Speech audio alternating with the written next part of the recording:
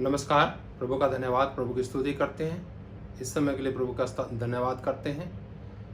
प्रियो, मेरा विश्वास है कि आप सब लोग ठीक होंगे और आज हम एक नई विश्वास के साथ और नए वचन के साथ आपके बीच में हाजिर हुए हैं। और आज का वचन विशेष करके आपकी चिंताओं को संबोधित करेगा।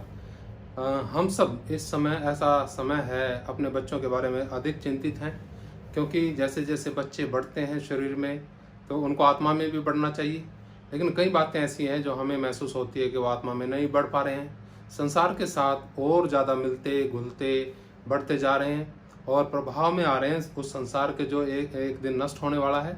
तो आइए हम प्रभु की वाणी में जाएंगे और देखेंगे परमेश्वर के वचन को, प्रभु का वचन क्या कहता है। हमें उस वचन के द्वारा जरूर आशीष मिलेगी। बड़े ध्यान से प्रार्थना के साथ ये वचन सुनेंगे।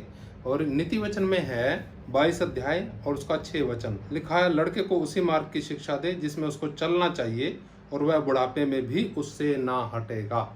फिर पढ़ता हूँ, लड़के को उसी मार्ग की शिक्षा दे जिसमें उसको चलना चाहिए और वह बुढ़ापे में भी उससे ना हटेगा।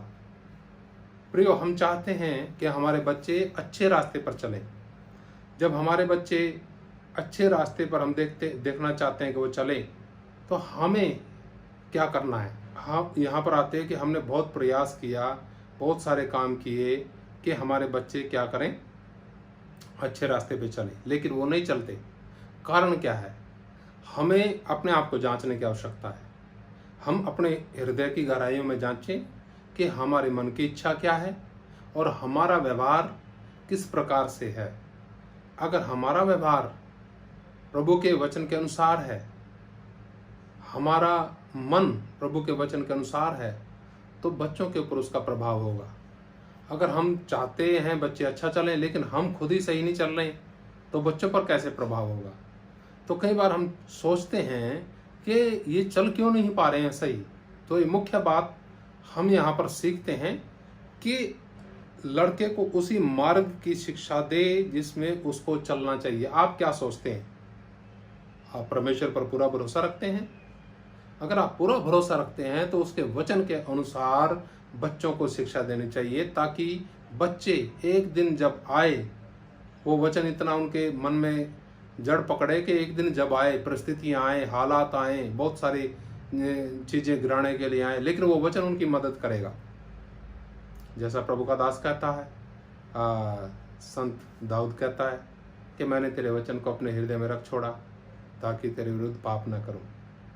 प्रियो, ये वचन को अधिक अधिक अधिक अधिक अपने हृदय के अंदर बसने दीजिए और बच्चों पर भी उसका प्रभाव होगा। बच्चों के हृदय में भी वचन जाएगा प्रभु का और फिर ये वचन उनकी मदद करेगा, सहायता करेगा। और हम प्रार्थना करते हैं कि आपके बच्चे सही रास्ते पर, प्रभु के रास्ते पर चलने पाएं।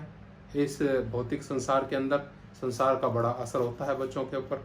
एक और वचन पढ़ते हैं, लिखा, लड़के के 15 वचन है, लड़के के मन में मूढ़ता की गांठ बंधी रहती है, परंतु अनुशासन की छड़ी के द्वारा वह खोलकर उससे दूर की जाती है। समझिएगा, अनुशासन की छड़ी। कौन सी छड़ी? खुद भी अनुशासन में रहना हमें, ताकि हमारे बच्चे शुरुआत से ही सीखें कैसे अनुशासन में रहा जाता है। मूढ़ता, मूर्खता मन के अंदर है, वो कैसे निकलेगी? जब आप अनुशासन में चलेंगे और बच्चे को भी अनुशासन सिखाएंगे। प्रभु का धन्यवाद। हम प्रार्थना करते हैं आपके बच्चों के लिए। हमेशा प्रार्थना में याद रखते हैं आपके बच्चों को कि परमेश्वर इन बच्चों को, जो हमारे मित्र प्यारों जानकारों के बच्चे हैं और दूसरे भी सब बच्चों के लिए हम प्रार्थना करते हैं कि उनका जीवन बहुत ही बेशकीमत जीवन है और ये परमेश्वर के हाथ में रहे, सुरक्षित रहेगा और परमेश्वर की योजना पूरी होगी। हमेशा प्रार्थना करते हैं, करते भी रहेंगे। प्रभु आप सबको बहुत आशीष दे। नमस्कार। मारना था, प्रभु यीशु मसीह बहुत जल्दी आने वाले हैं और हम सब आत्मिक तौर से तैयार रहें।